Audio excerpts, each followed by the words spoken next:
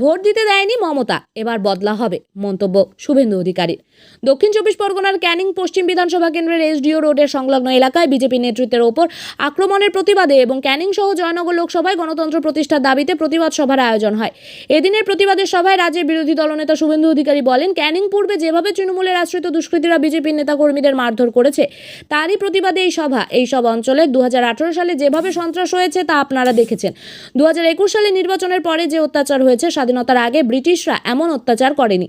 পঞ্চায়েত ভোটে 820 কোম্পানি দিয়েছিল কোর্ট, অথচ একটাও ফোর্স ছিল না। ক্যানিং পশ্চিম কেন্দ্রের বিধায়ক পরেশরাম দাস বড় বড় কথা বলেছিল শুভেন্দু অধিকারী দড়ি দিয়ে বাঁধবে। আমি এখানে এসেছি আর যাওয়ার সময় ওর ওখানে চায়ের দোকানে গিয়ে চা খেয়ে যাব, ক্ষমতা থাকলে দড়ি দিয়ে বেঁধে যেন দেখায়।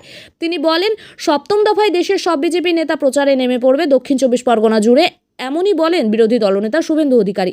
এই সরকারটা বেশি দিন থাকবে না, আপনারা লোকসভায় বিজেপিকে আনুন। বিজেপি সরকারে এলে অন্নপূর্ণা ভান্ডারে 3000 টাকা করে দেওয়া হবে, রান্নার গ্যাস 450 টাকা করা হবে।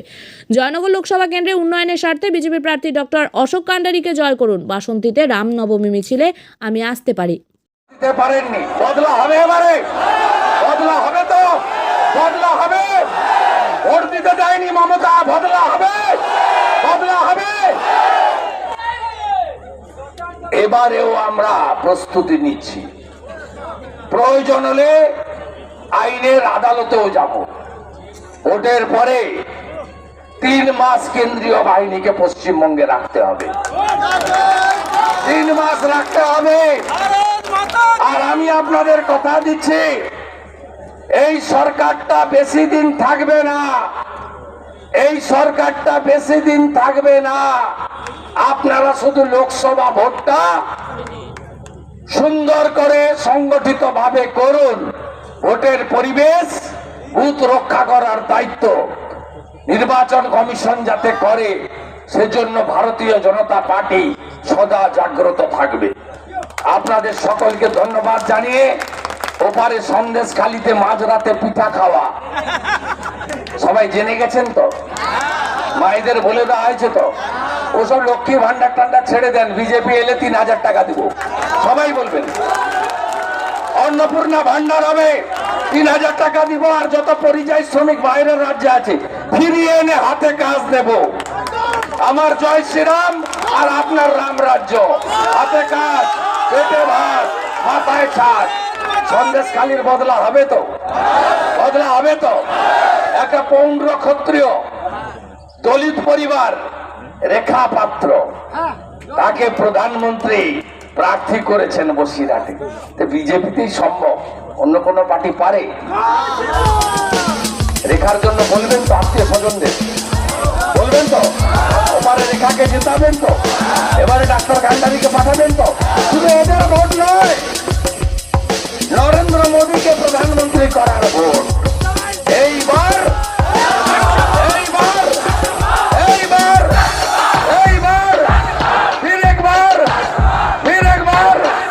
এইবার ভোটটা দিতে হবে। আর সন্দেশখালির বদলা হবে তো, বদলা হবে, ইভিএমে হবে। আমি কথা দিয়ে যাচ্ছি, আমি 4টে সভা রোড শো এই লোকসভা কেন্দ্রে করব। আর সব বুথ সভাপতিকে আমি ভোটের 3 দিন আগে আমার মোবাইল নাম্বার দেব। পোলিং এজেন্টের কাছে আমার মোবাইল নাম্বার থাকবে।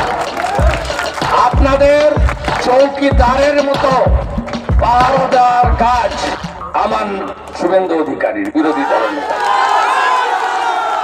এবং ভোটের পরে একজনের যদি কালিতে টিনে হাত তো দূরের কথা, যদি কেশাগ্র স্পর্শ করে, উপরে যেমন মোদি গ্যারেন্টি, নিচে শুভেন্দুর গ্যারেন্টি থাকলো।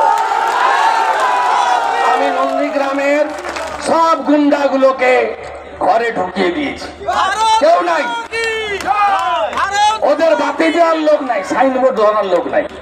দেবব্রত মাইতিকে খুন করেছিল চিল্ল গ্রামে, যা করে দিয়েছি সব ঘর ছাড়া হয়ে পালিয়ে গেছে। মানে আমার জন্য নয়, কোর্ট পাঠিয়ে দিয়েছে। কোর্ট বলেছে ওই জেলায় ঢুকতে পারবে না, ভাগো। এদের নাই, নাই শেখ সাউদ্দিন নাই, আবু তাহের নাই, তোমার দেখা নাই রে, তোমার দেখা নাই। এদের পরিষ্কার করব।